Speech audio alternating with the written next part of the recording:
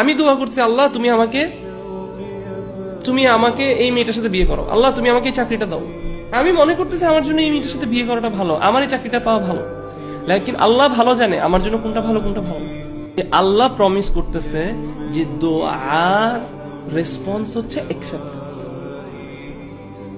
এই আয়াতটা পড়ে ওয়াকালা রব্বুকুম উদউনি আস্তাজিব লাকুম, আল্লাহ বলছে দোয়া করো কবুল করো, মানে দোয়া করলেই কবুল হয়।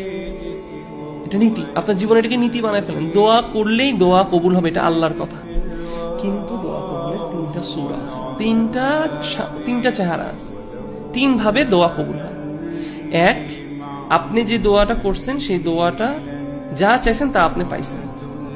অথবা দুই, আপনার এই দোয়া করার জন্য আপনার থেকে একটা কোনো বালা মুসিবত, মানে কোনো একটা হার্ম আপনার থেকে রিমুভ করা হলো।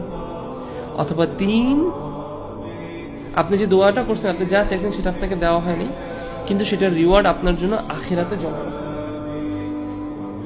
এখন আপনি বলতে পারেন কেন এরকম তিনটা scenario? Because Allah is the best knower of our situation.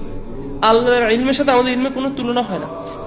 So আমার কাজ হচ্ছে আল্লাহকে শুধু চাওয়া এবং বিশ্বাস করা, চাইছি মানেই কবুল হবে। কিভাবে কবুল হবে? এই তিনটা যে কোনো একভাবে কবুল হবে, আলহামদুলিল্লাহ। তার মানে জাস্ট দোয়া করা, চাওয়াটাই, আপনি চাওয়ার সময় থেকে আপনার এনজয়মেন্ট শুরু হওয়া উচিত। আমরা দোয়া করে অপেক্ষা করি, দোয়া কবুল হইলে খুশি হই। দোয়া যে করতে পারছি, দ্য তৌফিক আমি যে পাইছি, দোয়া করার তৌফিকটা যে আমি পেয়েছি, এখান থেকে আমার খুশি হওয়া সুবহানাল্লাহ।